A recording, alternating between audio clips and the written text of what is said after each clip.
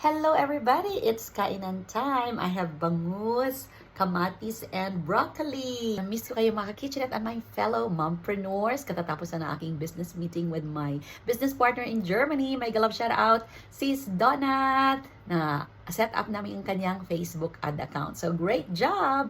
Nagluluto ako ng bangus sa kusina.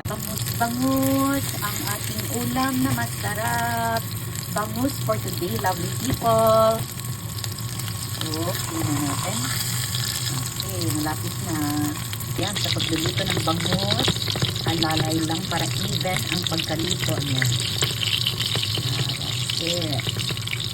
Habang kumakain, nagpiprito din ng naiwang hilaw pa na bangus.